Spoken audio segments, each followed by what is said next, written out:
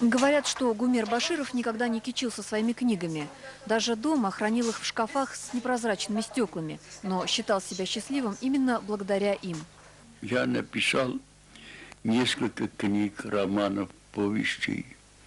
Вот в этих своих книгах я постарался показать наш народ таким, какой он есть на самом деле. Я один из тех, кто воспитывался на произведениях этого классика.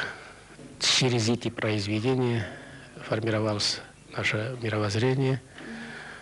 Я считаю, что такие произведения, где показан наш народ, его представителей, воспитание чести и доброго отношения к людям, это у каждого человека воспитывает эти же качества. Гумер Баширов родился вместе с веком и был живым свидетелем всех его катаклизмов. В последние годы своей жизни он мечтал написать книгу о великом голоде в Поволжье. Надо учесть, что у писателей самые лучшие книги – это та книга, которую он еще не написал.